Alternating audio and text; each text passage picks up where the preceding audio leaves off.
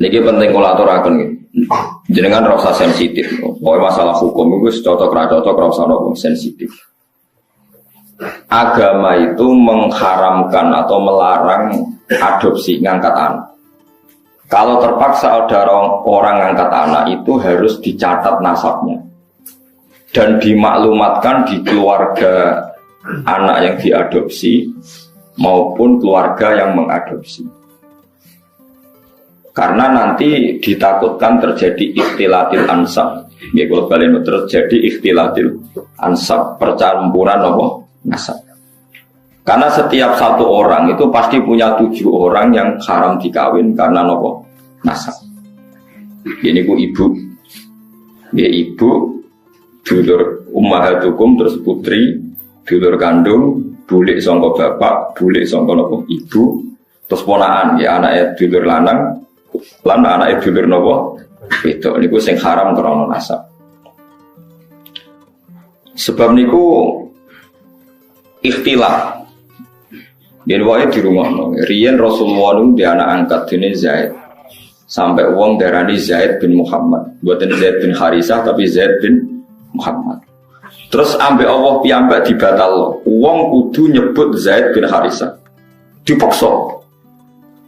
Nggih, wong kudu nyebut Zaid bin Harisah. Ora oleh muni Zaid bin Muhammad. Sampai turun ayat lewat Allah langsung ud'uhum li abaihim huwa aqsatu inda Allah. Wong kudu disebut nganggo jenenge bapake. Iku nak kepengin adil cara apa? Mergo tiyang adopsi itu mesti nglahirno sombong. Kula pun bolak-balik wingi kula ngaji teng Bojonegoro teng Islamic Center ki bilang. Adopsi itu melahirkan kesombongan. Lho nggih to nggih, misale anake Ruhin tak pek anak angkat aku. Kan keren bin Gus Bak di Bang bin Ruhin. Lama-lama anaknya itu kalau ditanya seneng jenengan sinten, kula putrine Gus Bak. Kan gak siap di bapak keriting, gak jelas. Ning dalan-dalan ya wis ngono kan. Itu satu, melahirkan kesombongan. 2, terjadi ikhtilatil ansab. Misalnya anak Ruhin melok kula terus kuliah. Jebule pacaran mbek dulure dhewe. Terus kok rabi entuk dulure dhewe, entuk ponakane. Itu bahaya sekali. Sangat-sangat bahaya. Kalau mau cerita tentang budi-budi ketika saya memberi makalah tentang adopsi ini wonten kiai sikoh bisa dipercaya cerita. Itu nombong di anak angkat yang Jakarta. Yang nganterkan tuh Pak D-nya. Suatu saat anak ini besar kuliah pacaran mbek adik kandungnya. Walhasil terus kawin di anak sipok. Pak D yang dulu nganter ke Jakarta ke yang adopsi itu nilai di Jakarta. Oh wagetnya bukan main, ternyata yang dirabi itu sama-sama ponakannya gitu nopo kan. Ini bahayanya ngangkat anak nopo angkat. Sehingga dibatalkan oleh Allah, orang harus mau menyebut bapaknya. Ud'uhum li abaihim huwa aqsatu indah. Tapi wong saiki saya naik dhewe.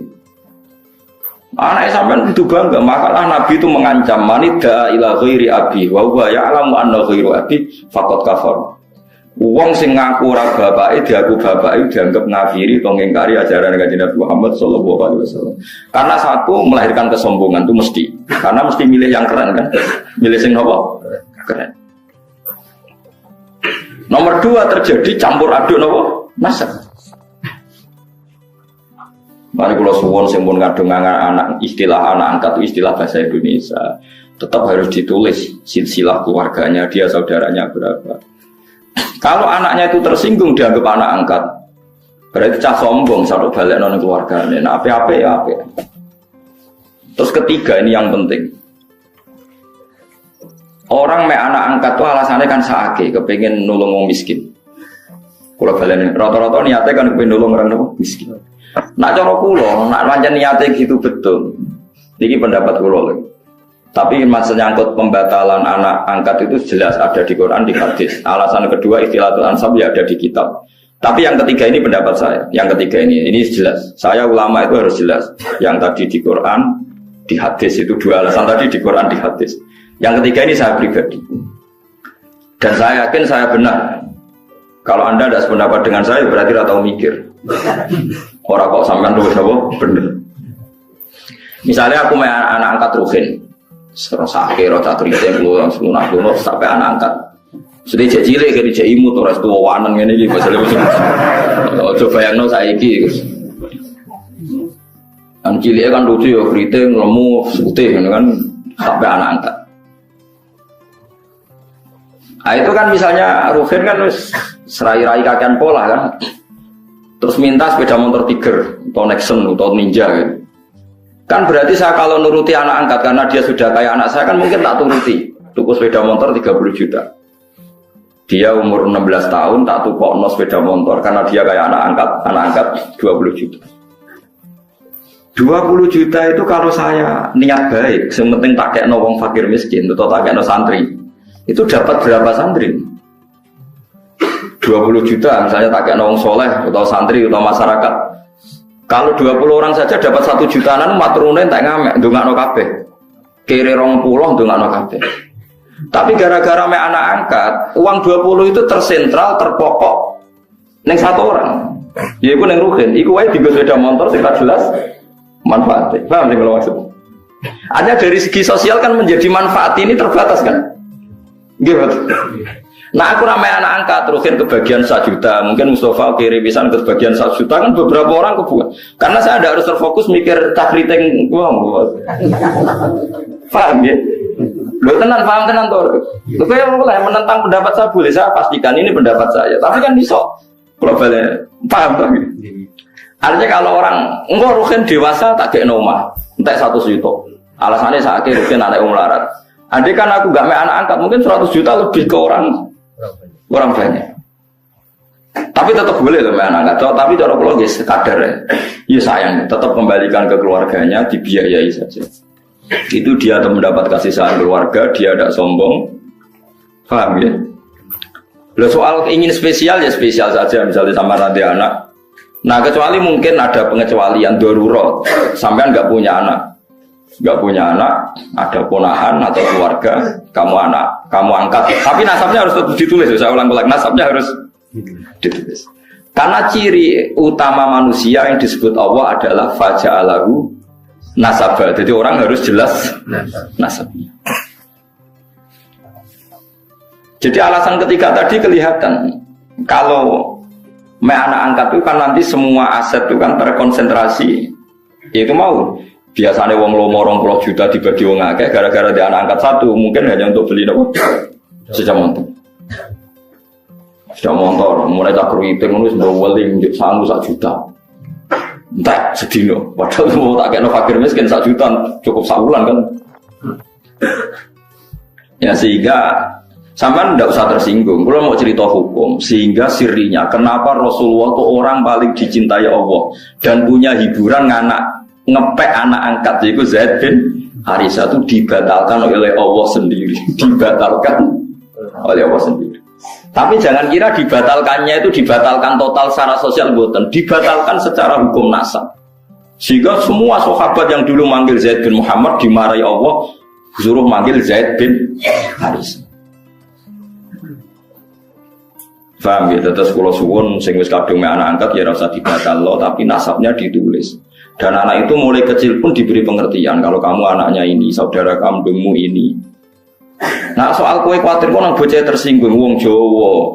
Kamu harus lebih kuwatir ketimbang nanti nasabnya kacau balau kawin mbek dulure dhewe, kawin mbek ponakane. Senengane kok nggo alasan rasa Jawa. Ora tau mikir nasib agama, dipikir nasib rasane wong Jawa. Soalnya kalau aku mbek Mustafa tua jenggoten orang Jawa wajib dihormati, sesat tapi dihormati Mustafa. Wong ra jelas jundruke kok dihormati. Ya harus pakai agama jelas. Orang dihormati karena alimnya atau karena lomane atau karena sabar melarate. Kudu jelas, kudu nyetor slip. Paham ya? Alasan dihormati. Gak apa-apa misalnya kita nulis, Gus saya pikir 10 tahun sabar. Jadi jenengan harus hormat saya. Kalau hormat siap kula. Mergo jelas kesalehannya.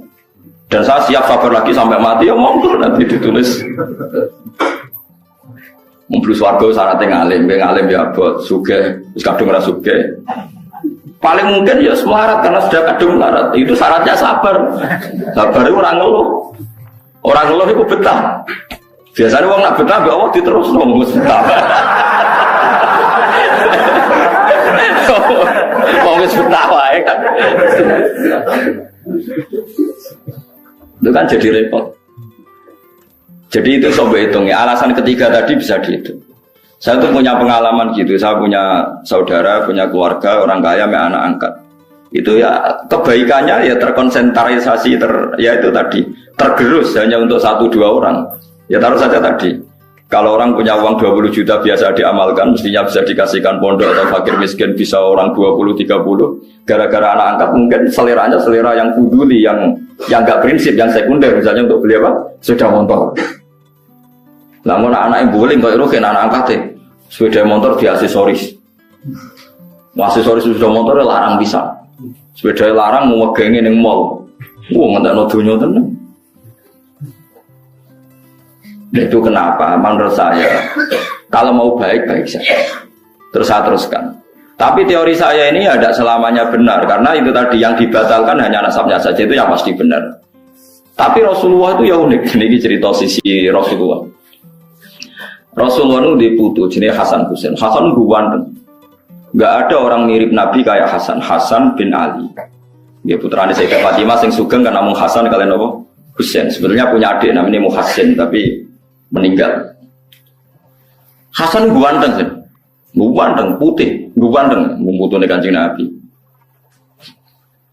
Terus Usama itu sebenarnya Rabi Zaid, itu Rabi untuk Ummu Aiman. Dia Zaid itu Rabi untuk Sinten Ummu. Pakai Usama Zaid bin Harisa. Terus gak ada anak namanya Usama. Zaid itu dia anak jenis Usama itu wireng. Kemudian turunan wong ireng. Niku Kanjeng Nabi sowan ngepol, mergo anaknya anak angkate. Putu sangka anak angkat. Dipangku kan. Sampai sahabat itu cara sahabat wong Jawa nak ngenyek Nabi jah mangku gula kopi perkara ini sitok putih sitok nopo lah niku nak Usama umbelen meler itu umbel ngerti umbel sebenarnya cara kene apa umbel niku Sayyidah Aisyah kon nyisi ora gelem wis ora anak ayo wireng umbelan Sayyidah Aisyah kon nyisi yo betul jijik cara Jawa Sayyidah Aisyah buah ya anak wong sugih perawan bojone Kanjeng Nabi kon nyisi cah ireng. Lha di sisi Kanjeng Nabi dhewe. Sampai Aisyah iku iri, tanganku eman kena umbele sama malah tangannya Kanjeng Nabi akhirnya. Jadi artinya gini, jangan kira Nabi itu melarang anak angkat itu terus ndak sayang ya sayang, tapi jangan menggantikan nasab, jangan menggantikan nasab. Malah disebut Quran ud'uhum li abaihim wa aqsatu indahu fa illam ta'lamu abahum fa ikhwanukum fid dini wa mawalikum. Ini diatur. Terus sekarang orang bangga ngambil anak angkat macam-macam. Nah, kita sebagai ulama harus ngomong ini duduk perkaranya karena orang itu punya nasab. Ya nanti terjadi ikhtilatil apa? Ansab. Nasab itu 7 ya. Terus kedua ditambah nasab karena mertua. Tak tunggu dono hukumnya gini. Kalau nasab karena mertua itu 2 sisi. Haramnya mertua itu bimujarrodil akdi. Jadi misalnya saya nikah dengan istri saya. Sekali saya menikah bil nikah hawa taswijah bil mahril madkur, itu otomatis saya sudah boleh salaman sama mertua saya. Sudah jadi mahram. Mahram bil musaharah. Namanya mahram bil musaharah. Tapi kalau saya rabi ibunya, misalnya Ruhin ono rondo, kasusnya kancane bapak di konco, ini kisah nyata. Konco guru dan PNS, gawe kemenak, gawe depan. Dekne iku wis tua, maksudnya ora tua banget ya, pokoke duduk. Karena dia sugih ning desa PNS wak sugih, ngelamar cawe itu. Isi baturi bapak. Ngamar cawe itu, ya namanya ngamar cawe itu sing metu ibu iku rondo. Baru roh ibu itu luwih ayu. Diwedhuki terus spontan muni ngene. Bapak saja kaget, yang nemani kaget. Nggih kalian jenengan terus pundi, Bu? Betul sampai anak jenengan. Ibu yo edan film ibu itu. Ibu itu gelem padahal posisi rono sampe ngelamar anak.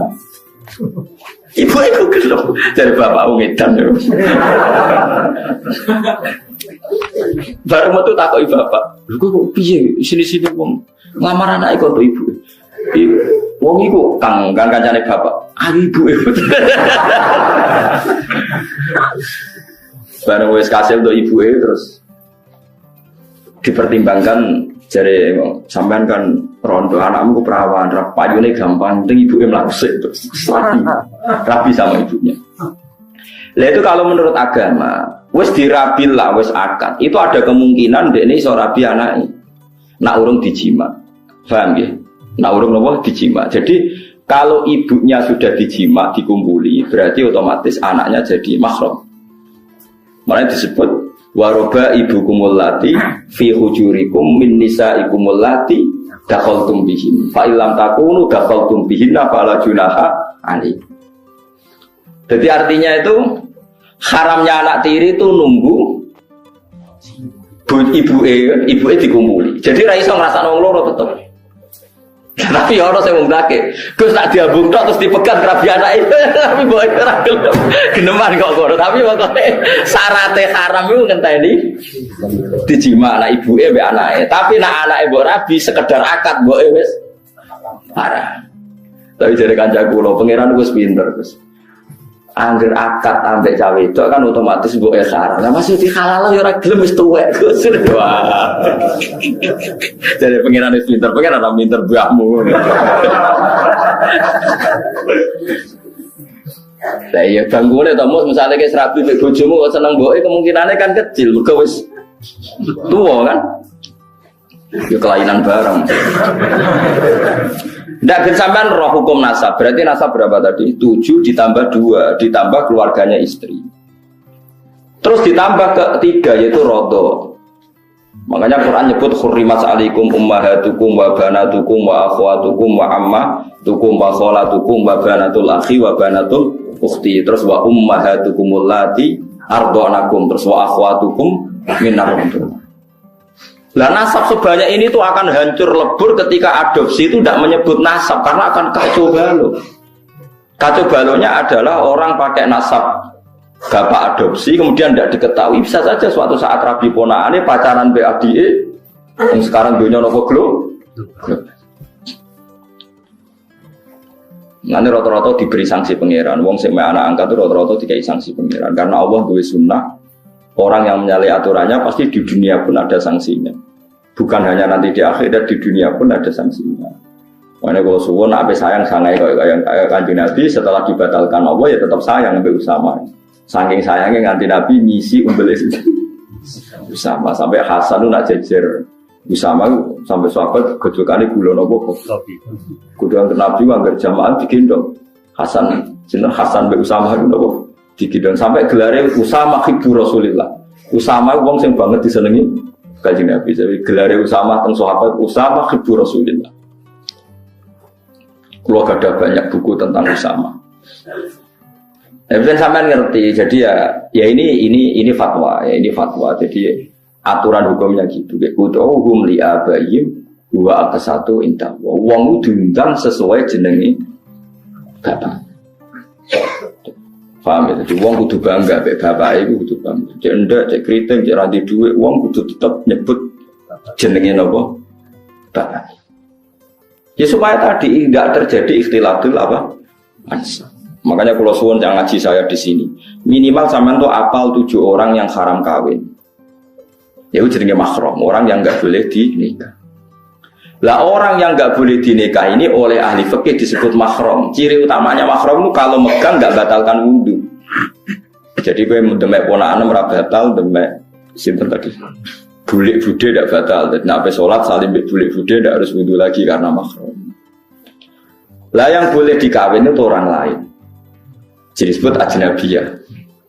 Mergo wong nggak oleh dikawin itu jenenge orang lain disebut nopo ajnabiyah. Jadi saya dengan istri saya bojoku jenenge ajnabiyah. Berhubung ajnabiyah anak nyekel bojomu ya batal wong enggak mahram. Tapi wong Indonesia itu lucu, anggere bojo jare wis keluarga berarti mahram. Bojoku ora mahram, nak mahram ora dikawani, paham ya? Lho gitu. Nanti oleh dirabi perkara nih. Wong liya ajnabiyah. Mulane oleh yang gede duwe akeh bojo ra roh ya oleh wong liya wae paham. Tapi nafakoe wong kok keloni ngono dadi tetep lha itu akeh. Tapi wong saiki salah kaprah, bojo sak dhuwure anak. Nanti kan bapak anak ngajari kula ngene. Kowe kudu luwih sang anak timbang bojo. Bojo misale mbok pegat ya wong liya, mbok tinggal mati ya wong liya. Lah anak ra kena mbok pegat. Akhirnya ajaran ini pulau terus tapi anak buahku udah siap. Nah, bojoku lo siap, betina tak didik ngono. Kejegemen tentang hukum Allah be Rasul dosa kata. Nah, nek tukaran be anak gue siap-siap kalah. Paling kadang bapak yo bela anaknya. Yes, misalnya aku bela, coba ajaran saya itu pasti benar. Misalnya aku bela anakku, rugimu apa itu ya anakmu, kowe kok egois. Nah, lu coba ruginya apa seorang ibu? Misalnya saya bela anak saya, terus bojoku, nah anak itu dibela, aku ora dibela. Memangnya anak saya anak sopo? Kan anaknya dia juga, itu nak mikir sing waras. Jadi ajaran saya itu kan normal, salahnya di mana coba?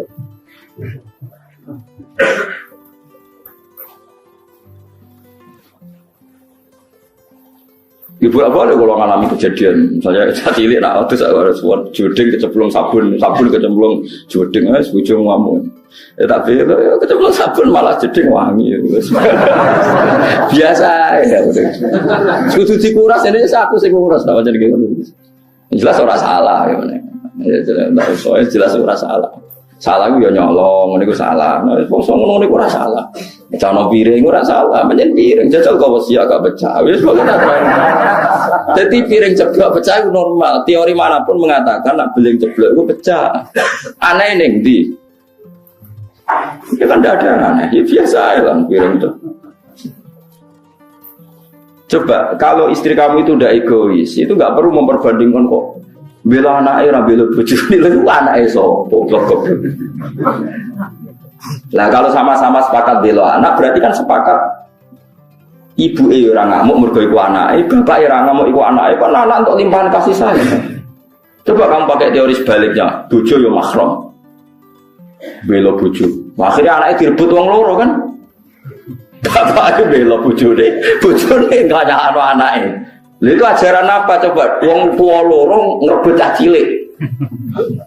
Kowe ora sadar kena rata eleng nang ngene. Ngeleng nang sampean kudu jelimet, arep terang jelimet ora apa. Wes ya mulai sesuk ya pokoke bojo be anak iku bela apa? Bela apa? Anak. Kok anak ora kena dipegat, kecewa koyo apa ora kena dipegat. Bojo iku ora mahram. Mungkin nak sebut elek ya mungkin bojo abadi ya kan wis matilah apa yo rabi. Lah bojo ayo. Kayak mantane Rukin serabi meneh enggak ayo bisa. Ayo. So makro piye? Sampeyan swarga bareng sapa kan? Kan. Misale ana wong saleh mati, bojone dirabi wong, ora pati saleh. Swargane melok sapa jajan? Misale terus ora pegatan lho kan sing mati. Sing lanang di swarga, sing bojo kedua rapati saleh, mlebu neraka, sing wedok melok ndi? Jare sing lanang di saleh, Gusti niku bojo kula. Wong pas kula mati derek kula pegat. Tapi jare pangeran, masalahnya bojomu rabi meneh. Berarti dia wis kecewa mbek kowe. Barno Pak wis.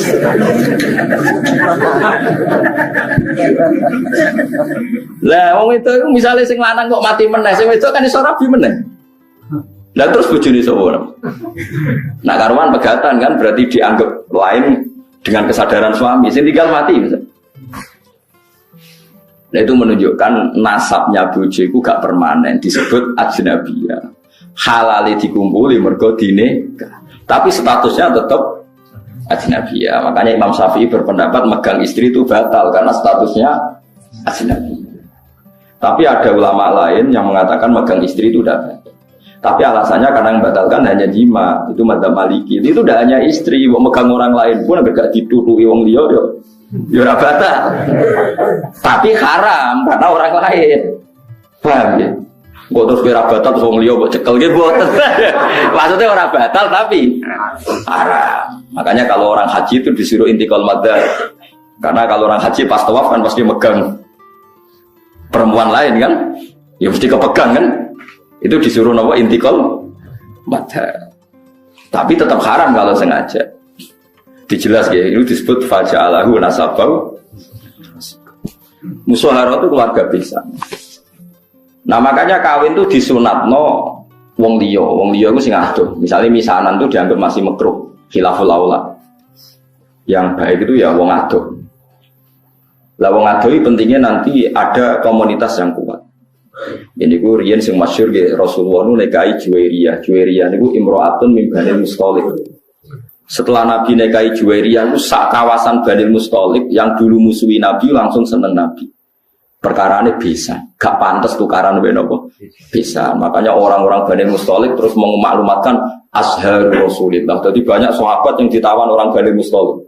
Juga sebaliknya orang sahabat menawan orang-orang Banil Mustalik zaman perang. Tapi ketika Nabi menikahi Juwairiyah langsung sama-sama ngelepas tawanan. Gak pantas bisane Nabi ditawan. Kan ora lucu toh. Pak Dene bojone Nabi ditawan. IP-ne akhirnya dicolok Azharu napa? Rasulillah. Abu Sufyan itu musuh besar Kanjeng Nabi, sak urip-uripe musuh. Anaknya Abu Sufyan itu mukminah, melok hijrah teng Habasyah. Lha teng Habasyah bojone kabundut. Bojone kabundut mbek Raja Habasyi dinekahno Nabi. Waline wali hakim. Abu Sufyan krungu. Nabi wis bal sisi mantune. Ya akhirnya Abu Sufyan taslim. Azhar wis besan. Nggih. Besan iku mandi, wis mandi men. Teng daerah kula nu tiyang sebagian kiai ora cocok mbek Muhammadiyah. Niku cocoke ora krana adu visi. Anake dekne kuliah ora bentuk cah Muhammadiyah, damai mun. Wes pokoke kena besan wis bar, ceritane napa bar. Wong keluarga napa? Bisa. Lah dia wonten Jawa Timur malah besanan mbek Umar Irama kelas. Besanan wis itu. Umar Irama ketakoki kiai-kiai. Ndandut tesih halal apa haram ya Gus menengah. Besanan wis itu. Umar Irama. Tenan iku mboten jare.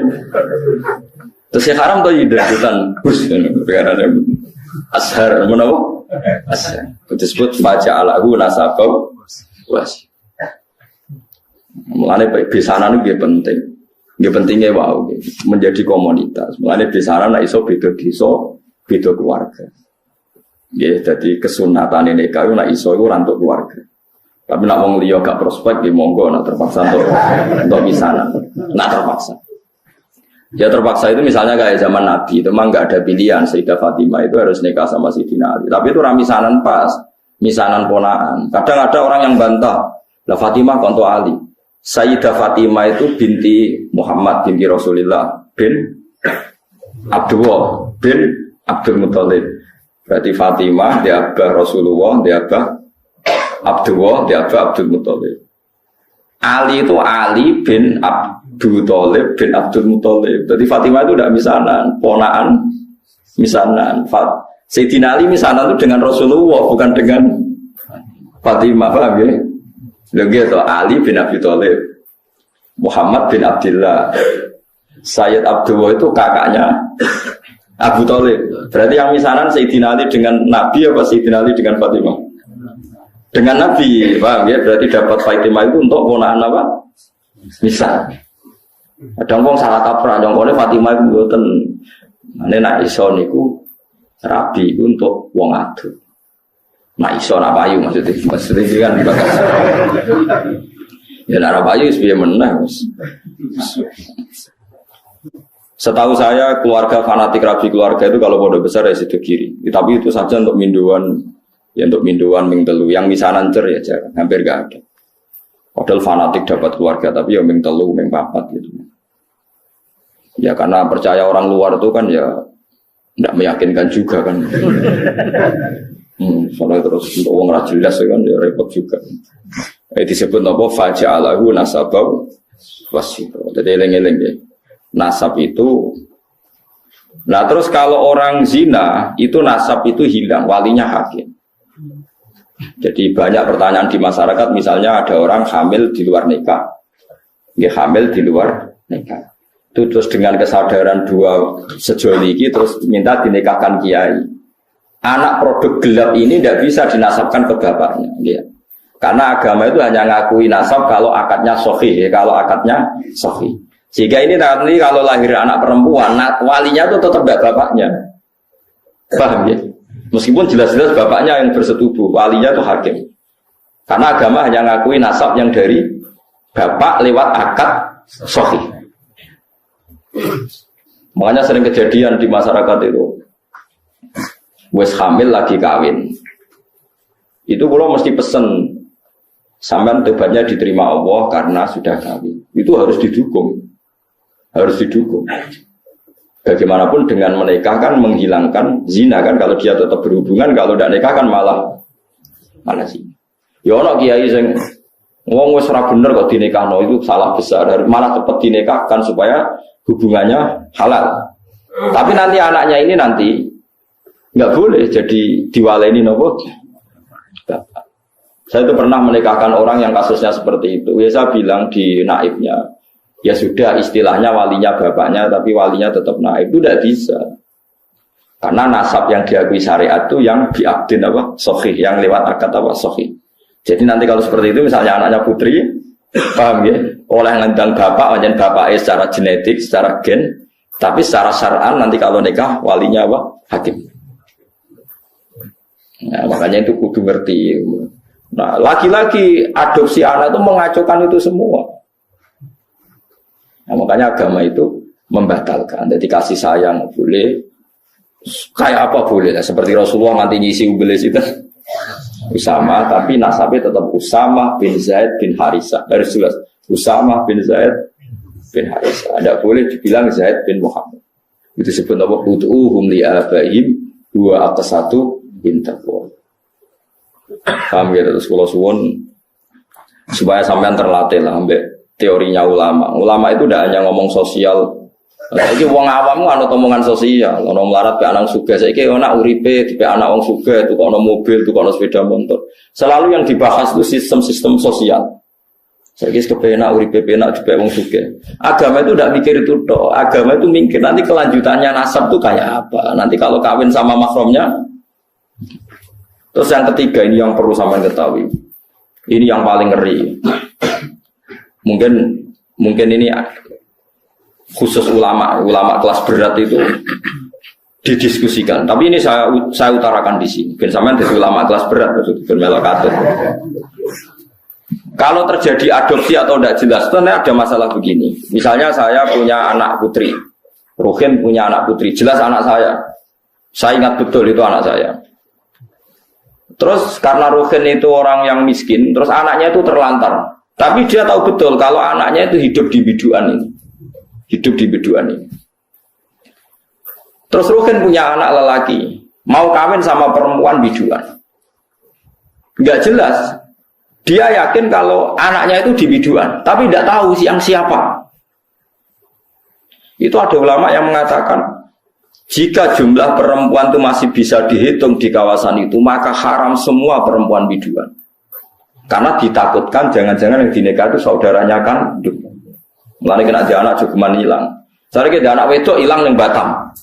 Kuwi jek eling betul nak ilange ning kawasan Pulau Gadung misalnya di Jakarta ning Pulau Gadung. Ku semua perempuan Pulau Gadung haram dirabi anak embret, mergo dikawinkan kok rabi untuk dulur. Paham ya? Dan semua ngeri betul itu. Mulane wong nak dia anak udah jelas manggon ndi saiki melok sapa. Terutama semegatan-pegatan dulu, yo kan yo. Kok dia anak ning Banyuwangi ning ngono tak elek bolak-balik. Bejo dene ketemu tak kon nulisi uripe ning ndi. Karena kalau masyarakat hanya ngomong wis mbok Wesley ta ora mangan ta ora, ulama itu kepentingannya lebih dari itu, paham ya? Paham ya? Itu bolehnya kalau kampung itu masih bisa dihitung. Itu satu kampung tuh haram semua. Jadi misalnya sak biduan jumlahnya 700 wong. Berarti 700 perempuan haram dinikah anak Ruhin sing lanang. Mergo ditakutkan saudara. Ya misalnya sampean bantah ngene. Gus, saiki wis modern. Sing dirabi kan jelas. Misalnya anak Pak Rumanto misalnya, udah sing dirabi kan jelas anak Mustafa. Kudu ono seksi tenan anak iku anak Mustafa. Misalnya padha eleke apa padha apane lah dibuktekno anak miripe iku tenanan. Sampai begitu agama ngatur. Makanya anak itu nomor satu harus jelas rimbanya di mana, alamatnya mana. Ini bukan urusan sosial lagi terlantar. Nanti ada nisain maksurat dan nisain wiri apa maksurat. Dan itu punya akibat haram tidaknya menikah kawasan situ.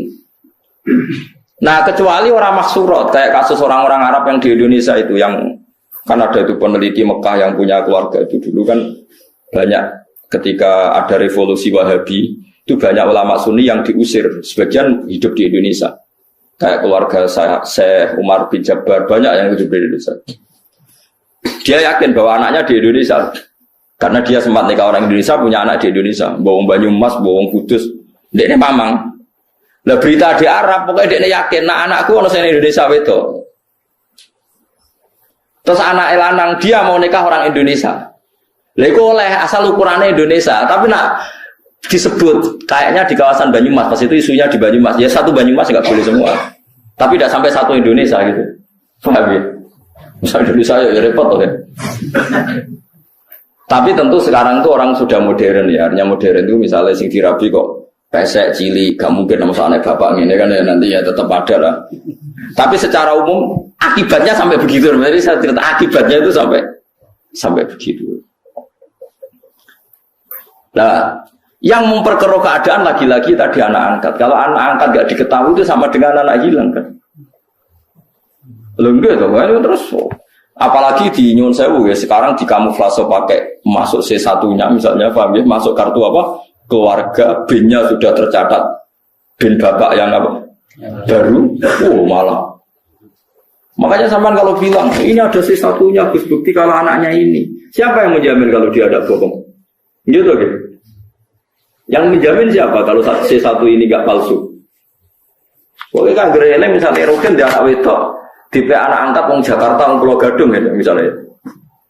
Ya pokoknya anak Rogen sing lanang iku anggere pacaran wong Pulau Gadung kok rapi, Rogen kudu meneh oleh ojo. Nang kono iku kudu ana dulurem kandung, tipe anak sapa? Bapak ya lali. Lah bapak piye anak kok lali? Lah itulah masalahnya bapak. Soalnya sementing. Nah makanya paling tidak Rogen bilang, makanya jangan rapi sana, nanti ada masalah baru. Karena bapak sudah penuh masalah. Itu harus kamu rapi sih pokoknya orang Pulau Gadung. Maksudnya ngambilnya jangan Jakartanya, yang kawasan itu. Sampai sebegitunya ulama bakas itu ada di kitab Al-Asbahwan itu. Nisa'in mahsurat dan nisa'in wiri mahsurat. Ada perempuan mahram hidup di satu kampung. Kalau kampung itu bisa diidentifikasi berapa jumlahnya, itu satu kampung menjadi haram semua. Jadi misalnya saya dengar isu di kampung situ ada ponakan jenengan, ke sana ono kakak jenengan, anaknya kakak jenengan. Tapi aku ora roh persisi ponakanku sing ndi, pokoknya kakakku yakin misalnya uripe anaknya nang kono, itu satu kampung enggak boleh saya nikah karena berarti kan nikah ponakan, nikah nopo? Ponakan ditakutkan mendapat ponakan. Sampai segitu. Nanti kalau suwon nanti anak wedok sing jelas. Ya kan ya ditulis monggo ning ndi terus. Ojo men diwasel tok ra ine karo. Nek kula di pengalaman kula ra kiai. Kowe ra ora rasane dadi kiai, nek kula ora rasane dadi kiai. Ning dunia kiai pancen unik. Saya itu punya santri bawean. Nikah karena ndak mapan itu ya macam-macam lah, karena ndak mapan tuh bapaknya kerja di Malaysia, ibunya dititipno kiai ini mondok jadi candalem. Anaknya juga itu. Itu lucu kalau anaknya nelpon bapaknya itu lucu. Pak cepat pulang, saya takut lupa wajahnya bapak. Anak itu rapal ini bapak tiap teko ya orang teragam dijak nganti apal lah itu. Dan ngeris 5 tahun bapak itu teko ora kadolanan tiba ro. Ora bae takok iku anakmu. Coba kan bahaya juga kalau ada tiap 5 tahun wong ora ketemu ora ro anake itu. Paham maksudnya? Lah terus bisa hilang tenan kan jorani teh. Paham ya? Bahaya. Saya mulane kudu jelas. Ya kudu jelas, kudu nasab ditulis faja'alahu nasabahu. Masyhur itu paling apik wong Arab, pun teman. Wong Arab itu paling apik masalah nasab. Wong Arab sing ora sayyid sekalipun sing boten habib niku yo hafal nasab. Jadi wong Arab mereka karuan kados Rasulullah, kados sahabat itu hafal tenan maksudnya. Wong kula mawon hafal maksudnya nasab-nasab. Misalnya sinten itu hafal lho kan. Mergi ngoten niku perkara niki penting wae. Ora kok gagah-gagahan, memang punya akibat setiap angkatan itu ada mahram. Setiap angkatan itu ada mahram. Wa ameling-eling faja'alahu nasaba wa sihra wa kana rabbuka napa? Wa kana rabbuka napa? Qadir.